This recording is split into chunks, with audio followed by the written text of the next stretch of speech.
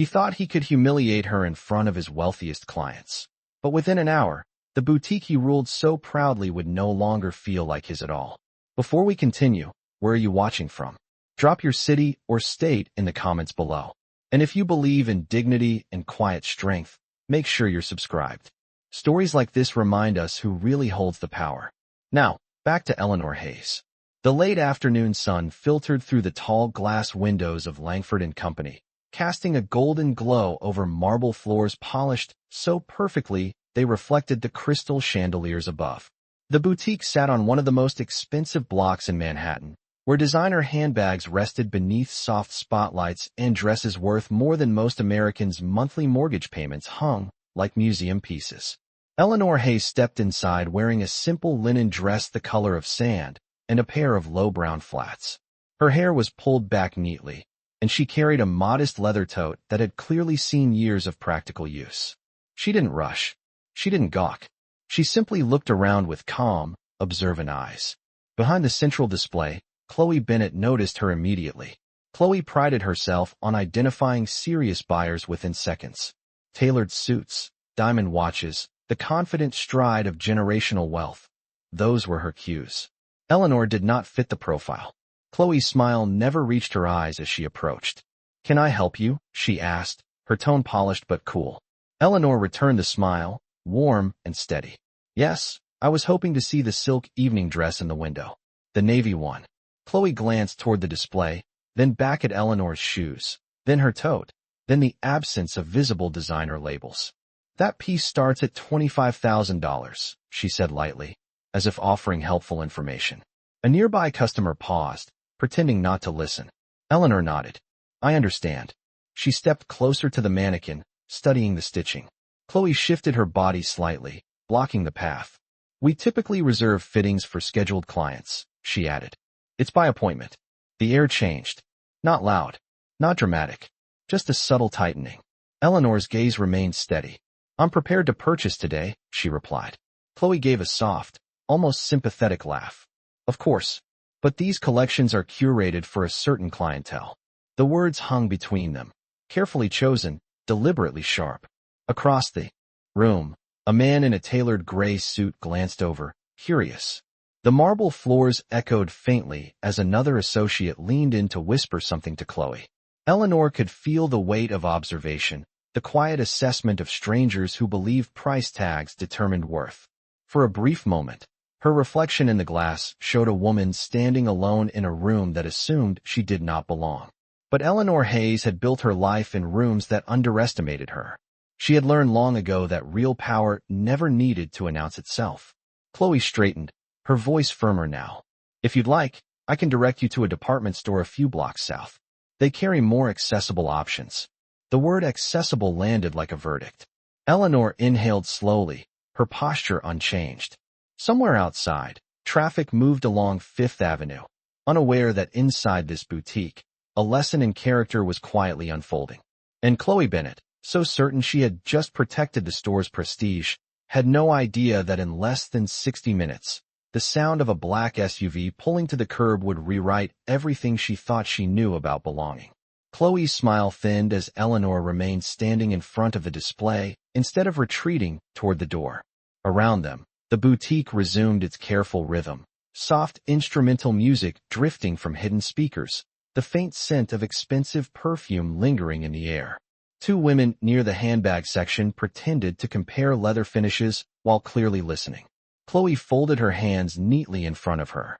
"Ma'am, I am going to have to ask you not to linger near the window display unless you have an appointment on file." Her voice carried just enough volume to travel. Eleanor turned slowly, meeting her gaze without hostility. "I would like to try the navy dress," she repeated calmly. "If it fits, I will purchase it."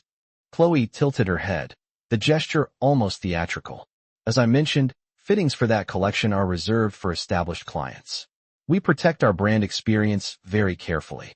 The words were polished, but the meaning was unmistakable. Eleanor noticed a young sales associate nearby, barely in her 20s, shifting uncomfortably. The girl's eyes flickered with something that looked like apology. Chloe stepped closer, lowering her voice, but not enough to prevent others from hearing. We cannot allow just anyone to handle our premium inventory. Just anyone. The phrase settled over the marble floor like a fine layer of dust. Eleanor felt the quiet sting of public judgment, the familiar sensation of being measured by fabric and labels rather than character. For a brief second, her fingers tightened around the strap of her tote. She could walk away. It would be easier. But something steadier than pride kept her rooted in place. Is there a specific requirement I have failed to meet? She asked, her tone measured and composed. Chloe exhaled softly, as though burdened by unreasonable persistence. We serve a particular demographic, she replied. Our clients value discretion, exclusivity, and presentation. Her eyes dropped again to Eleanor's simple flats. The unspoken sentence hung heavy in the air. A man near the register cleared his throat, uncomfortable with the direction of the exchange. The instrumental music suddenly felt louder. Eleanor nodded once, slowly. I see. Chloe gestured toward the entrance with two fingers, subtle but unmistakable. I think it would be best if you explored other options today. The young associate whispered something under her breath, but Chloe silenced her with a glance. Eleanor looked once more at the navy dress behind the glass, its silk catching the light like still water at dusk. She had not come here to prove anything. She had come to make a purchase for an event that would fund scholarships for young women who had never once been invited into rooms like this. The irony was almost poetic. Without raising her voice, without allowing irritation to surface, Eleanor inclined her head. Thank you for your time, she said. Chloe's lips curved faintly, mistaking grace for surrender. As Eleanor walked toward the glass doors, the faint echo of her steps carried across the marble floor. Several customers watched her reflection fade against the afternoon light. No one inside that boutique realized that this quiet exit was not an ending. It was a pause. And somewhere beyond the tinted glass, consequences were already moving closer with deliberate precision. Outside, the late afternoon air felt cooler than it had an hour before, a quiet breeze moving down Fifth Avenue as traffic rolled steadily past rows of polished storefronts. Eleanor stepped onto the sidewalk without looking back, the glass doors closing behind her with a soft click that sounded far louder in Chloe Bennett's mind than it actually was. Inside, Chloe exhaled in satisfaction, brushing invisible lint from her tailored blazer. Some people simply do not understand where they belong, she muttered under her breath, loud enough for the nearest associate to hear. The younger employee shifted uneasily, but said nothing. Prestige, Chloe believed, was fragile. It had to be defended. What she did not realize was that real prestige never needs defending at all. Across the street, Eleanor paused beside a row of neatly trimmed planters. Her posture remained straight, her breathing calm. She reached into her tote and retrieved her phone, the screen lighting her composed expression. For a brief moment, she allowed herself to feel the weight of what had just happened. Not anger, not humiliation, something quieter. A reminder of how easily dignity is tested in rooms decorated with crystal and marble. She typed a single message and pressed send. Are you free for a quick visit? There was no explanation attached. There did not need to be. Within seconds, 3 small dots appeared on her screen, then disappeared, then returned. Always. I am nearby. Eleanor slipped the phone back into her bag. Traffic continued its steady rhythm, horns faint in the distance. Through the boutique windows, she could see Chloe laughing lightly with a customer now examining a display of silk scarves. The scene inside had already reset, as though Eleanor had been nothing more than a brief interruption in an otherwise curated afternoon. 30 minutes passed, then 45. The sky began to shift toward early evening, casting long reflections across the boutique's glass facade. A few more customers entered, drawn by the promise of exclusivity and carefully managed access. Chloe resumed her confident stride across the marble floor, checking tags, adjusting lighting, ensuring everything projected the image she guarded so fiercely. Then, just as the clock on the far wall touched the hour, the subtle hum of a powerful engine rolled down the avenue. It was not loud. It did not need to be. A sleek black sport utility vehicle eased to the curb directly in front of Langford and Company. Its paint reflected the city skyline like dark glass. The driver stepped out first, moving with professional precision. A moment later, the rear door opened. From inside, a tall man in a tailored navy suit placed one polished shoe onto the pavement. His watch caught the fading sunlight. People on the sidewalk slowed instinctively. Inside the boutique, one of the associates glanced toward the window and froze. Chloe followed her gaze, irritation forming at the disruption. But as the man straightened to his full height and adjusted his jacket, recognition flickered across more than one face inside the store. On the sidewalk, Eleanor turned calmly and met his eyes. And in that quiet exchange, without a single raised voice or dramatic gesture, the balance of the afternoon shifted completely. The city seemed to pause as the man closed the door of the black sport utility vehicle with quiet precision. His navy suit fit him flawlessly, the cut unmistakably custom, the confidence in his posture not rehearsed but earned. Michael Hayes did not rush. He never did. His presence alone had a way of slowing rooms down. Eleanor stepped toward him, her expression steady, neither flustered nor triumphant. He searched her face for a brief second, reading the calm that masked the slight disappointment beneath. "What happened?" he asked softly. His voice carried warmth, not anger. Eleanor glanced back at the boutique's gleaming facade. "I was informed that I did not meet their presentation standards," she replied evenly. No exaggeration, no emotion layered over the facts. Michael's eyes shifted toward the store windows where movement inside had grown subtly frantic. One associate pretended to reorganize a display while clearly staring. Chloe Bennett stood frozen for a fraction too long before composing herself, smoothing her blazer and signaling to the staff to maintain normal operations. She did not yet recognize Michael Hayes by name, but she recognized power when she saw it. It had a posture. It had a rhythm. It did not ask permission to enter a room. Michael offered Eleanor his arm, not as a display, but as partnership. Together, they crossed the sidewalk toward the boutique doors. The driver remained beside the vehicle, composed and silent. Inside, the soft instrumental music continued, but it no longer felt comforting. It felt strained. The glass doors opened again with that same delicate sound, yet this time every head inside turned immediately. Conversations thinned into whispers. The man in the gray suit near the register straightened instinctively. Michael stepped onto the marble floor as though he owned the space, though he did not announce himself. Eleanor walked beside him, her flats echoing with the same calm rhythm as before. Chloe approached quickly, her smile returning with renewed enthusiasm. "Good evening," she said brightly. "Welcome to Langford and Company." Her tone carried none of the earlier edge. Michael looked at her politely. "I believe my wife was here earlier," he said, his voice controlled, measured, unmistakably authoritative. Chloe's smile faltered for half a second. "Wife." The word recalibrated the room.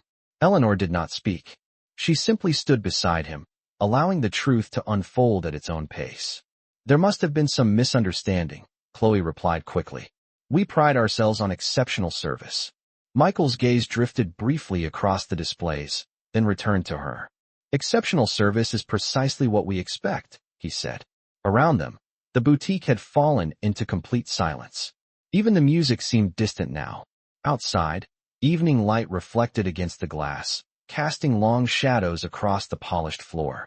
Chloe felt something unfamiliar rising beneath her composed exterior. Doubt, because the way the staff was looking at Michael now suggested recognition. And the way Eleanor stood beside him suggested this was not a random return. It was a reckoning delivered without noise. Michael reached into his jacket pocket slowly, retrieving his phone. He did not raise his voice. He did not accuse. He simply made a call. "Arthur," he said calmly when the line connected. "I think we should accelerate our conversation about this location." Across the boutique, the young associate's eyes widened. Chloe felt the ground beneath her certainty shift, almost imperceptibly. And for the first time that afternoon, she realized that presentation standards can be a dangerous thing when you apply them to the wrong person. Arthur Langford did not let calls from Michael Hayes go unanswered. The line connected almost immediately, his voice smooth but alert on the other end. "Michael, I was not expecting to hear from you this late." Michael's gaze never left Chloe Bennett's face as he replied. "I am standing inside your Fifth Avenue location. I believe we need to move our timeline forward." There was a pause on the line, brief but significant. Across the boutique, the young associate near the register stopped pretending to rearrange receipts. The man in the gray suit subtly stepped back, sensing that whatever was unfolding was far above a routine retail disagreement. Eleanor remained beside her husband, her posture relaxed, her hands folded lightly in front of her. She did not look at Chloe. She did not need to. Arthur's voice lowered slightly. "Is there a concern with the property?" he asked. Michael's tone remained calm, almost conversational. "Let us say there appears to be a leadership issue that could affect brand valuation." The word valuation landed like a dropped glass in Chloe's chest. She swallowed, attempting to maintain composure. "Sir, if there has been any misunderstanding earlier today, I assure you we can resolve it immediately," she said quickly, her voice now carrying a layer of urgency that had been absent before. Michael finally looked directly at her. His expression was not angry. It was analytical. "My wife visited your store approximately 1 hour ago," he said evenly. "She was denied service based on what was described as presentation standards." The silence that followed felt heavier than the marble beneath their feet. Arthur spoke again through the phone, his tone sharper now. "Is that accurate?" Chloe felt every eye in the boutique shift toward her. Even customers who had no context understood that something significant was being evaluated in real time. "We maintain exclusivity policies," Chloe began carefully.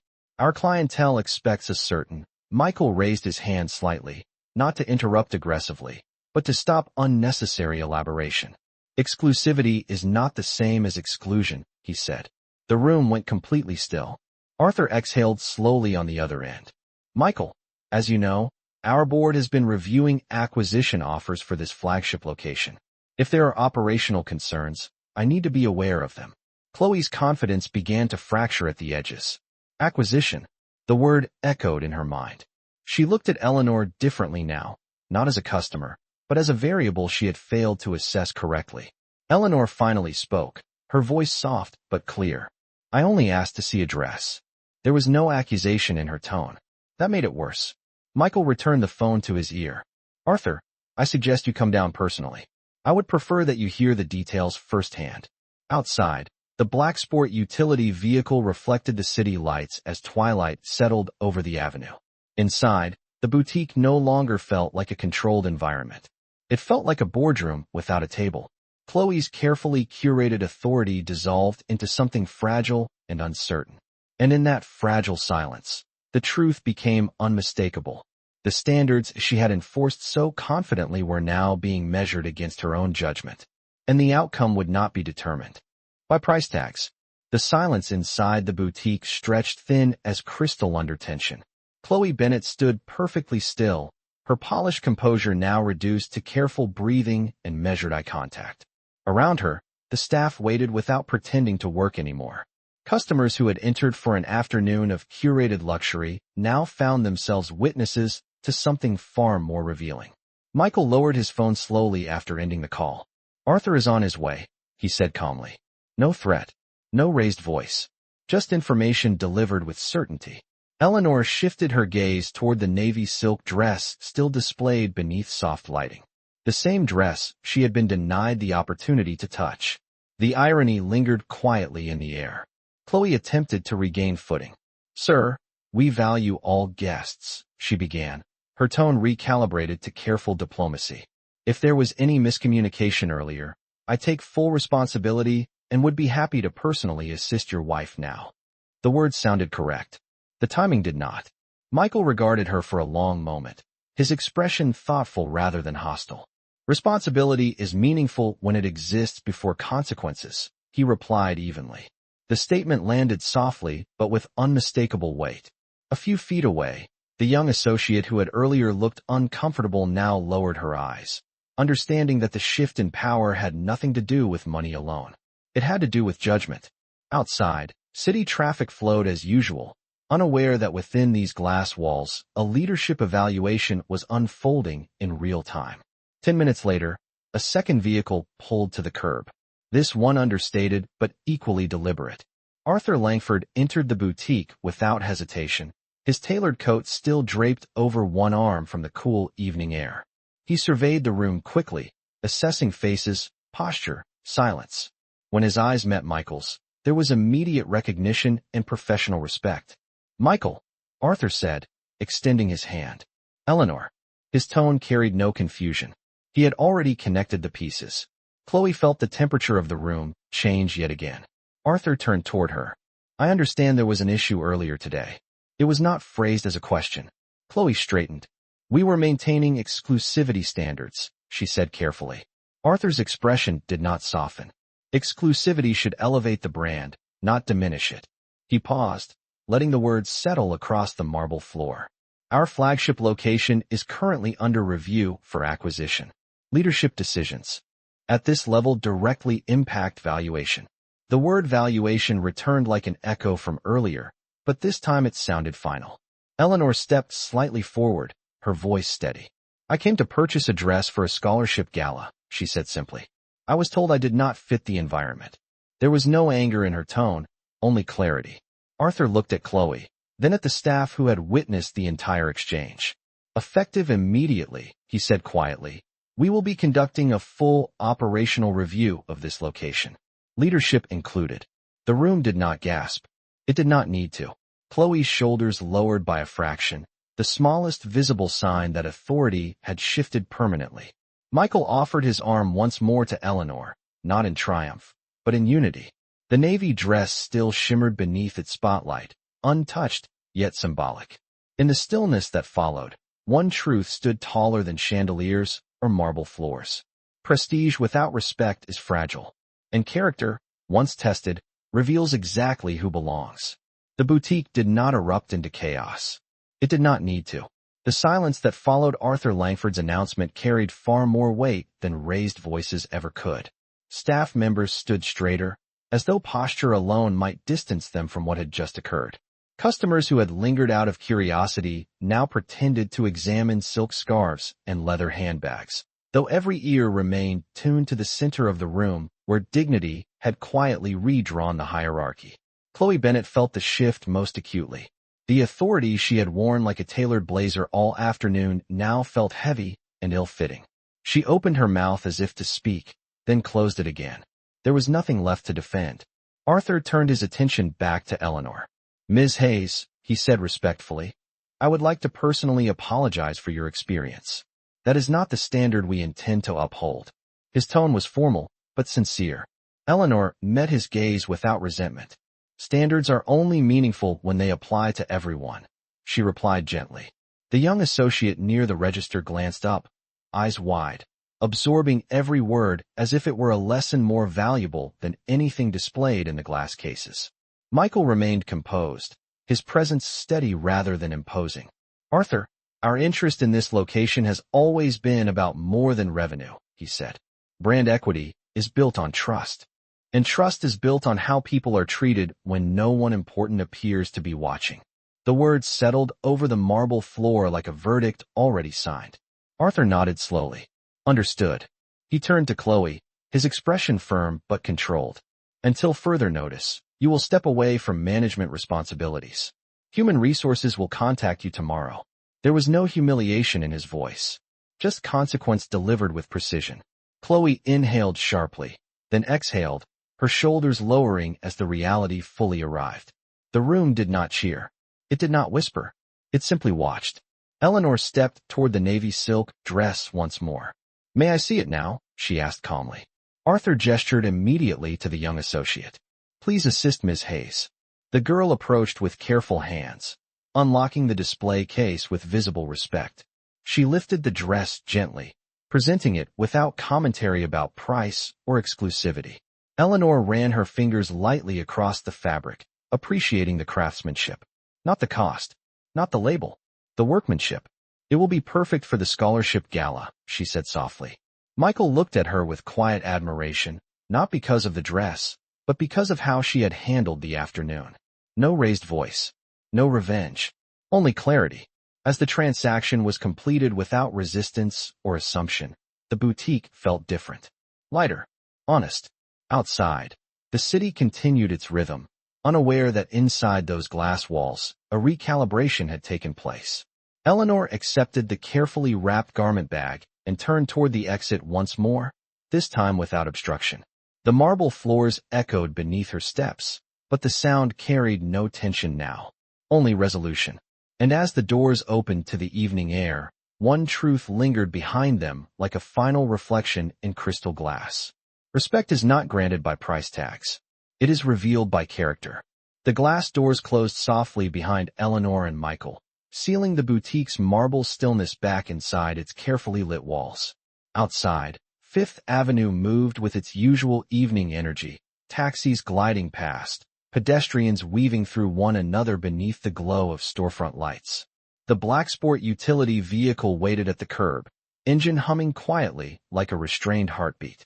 Michael opened the door for Eleanor, but she did not step in immediately. She paused, looking back once more through the glass. Inside, Arthur Langford was already speaking with senior staff, his posture firm, his gestures measured. The young associate who had assisted Eleanor stood straighter now, her earlier uncertainty replaced with something steadier.